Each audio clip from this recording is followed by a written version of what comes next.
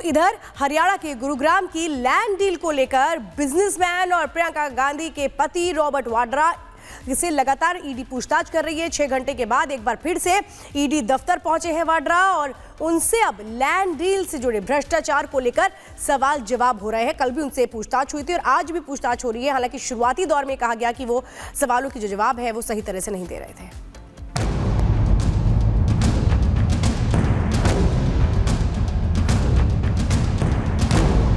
Robert Vadra से पूछताछ का दूसरा दिन।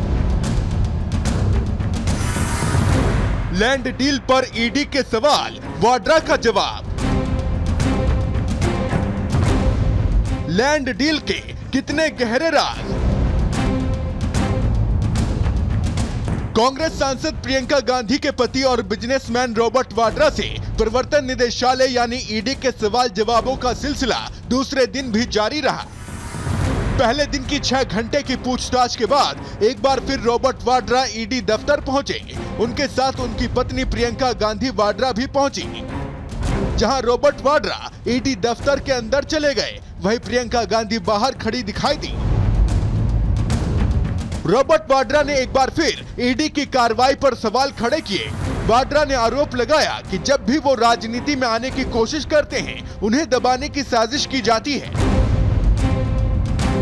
मैं यही कहूंगा कि अभी जो कहीं भी अगर कोई भी उम्मीदवार होता है, एजेंसियों को भेजा जाता है, केस शुरू हो जाएंगे और जैसे ही वहां इलेक्शन खत्म होता है उनका पता ही नहीं चलता है, केस खत्म हो जाता है, हर चीज होता है। तो ये जो गलत हो रहा है, ये जनता का, मेरा जो अनुभव है जनता के साथ, वो हमेशा यही बोलते हैं कि एजेंसियों पर हमें भरोसा नहीं है, क्योंकि उनको जब भी कोई इलेक्शन होता है या कभी भी उनको किसी को गलत तरीके से दिखाना होता है तो वही चीज दोबारा उनको तंग किया जाता है और एजेंसियों के द्वारा। बता दें कि रॉबर्ट वाड्रा की कंपनी ने साल 2008 में एक जमीन 7.5 करोड़ रुपए में खरीदी और उसे रियल एस्टेट को 58 करोड़ में बेच दिया।